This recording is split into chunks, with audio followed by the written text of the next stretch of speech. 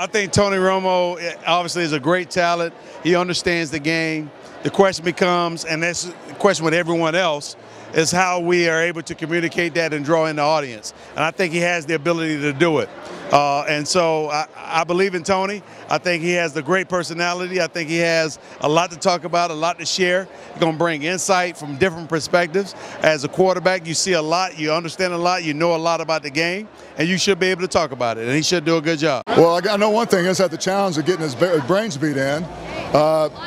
You know what? I think Troy has set the bar pretty high. But, Troy kind of got his feet wet. So it's kind of interesting when you see someone like Phil Simms, all of a sudden he's kind of the backdrop guy now. I think Tony will do a tremendous job. I think one thing you don't see in players is a personality, because as a quarterback, you're all in tune and focus on your trade, and that's playing football.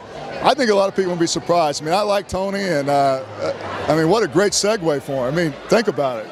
Absolutely. Working with Jim Nantz, so I wish him well. I think he'll nail it. It's very different going from the field to the booth. So there's obviously going to be a learning curve that's going to be there. I'm sure that he's going to have the opportunity to work with Jim, during the spring and summer as they lead up into the football season. And I had the opportunity and the good fortune to work with Dick Stockton. And Dick Stockton told me early on, you don't get better from week to week, you get better from year to year. You'll make improvements from week to week, but your big jumps come from season to season. So, Tony has to understand that there's a difference to what you're doing in the booth as opposed to what you're doing on the field. Your preparation's a little bit different. You don't have complete control, and as a quarterback at the line of scrimmage, there are things that he could get in and out of. You're kind of following that program that goes through. So being succinct, being able to express your thought quickly and intelligently to the viewer, being likable. There's some guys that have a wealth of knowledge, but just kind of come across as condescending sometimes, and people have trouble engaging with them. So, poke fun at yourself. Be amicable. It's tough, but the little nuances. You can have a great thought. That one play you've been waiting for the entire game just happened. You've got this great teaching opportunity, and hey, we got to go to commercial. So it doesn't get in. So getting in and out of commercial, not getting frustrated, trusting your producers. He's got great people behind him as well as right next to him. So he's going to have every opportunity to have a great career in the booth, and I expect him to have one. And how important is it that he's with that #1 team with Jim Nantz and Lance Barrow and that crew? Is that kind of getting a better start and having the better games and stuff too? I don't know if anybody's had the opportunity to start in that position, so obviously it helps. You've got people that have been in the business for a long time. Jim Nantz is one of the best there is as a play-by-play guy. To be sitting right next to you, in commercial, to be able to help you with any questions that you have, kind of, ask you what direction you'd like to go to and help you set things up and follow you down that path. Lance Barrow, who's a local guy who's going to be behind him in the truck. He's got tremendous people all around him. And, the #1 crews, Troy and Tony and Chris and John on Monday night, they have a lot of assets at their disposal.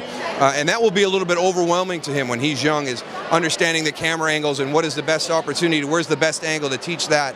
And that'll be something that Lance will be able to help him out with. So I know it'll be hard for him, but lean on the people that are around you.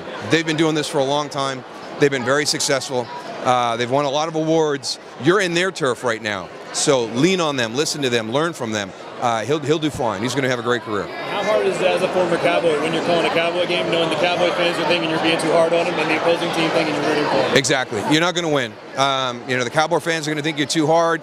The opposition's going to think you're a homer. So what you have to do is be true to yourself. See the game the way that you've watched the game as a player. Trust your instincts. Whatever you say, be sure you can stand up behind that. And that's what we tell when we say, if you have to be critical about a player, you may see him later on that season. As long as you've said something that you truly believe and you can defend. But sometimes we have people that say things just to say things to be outrageous.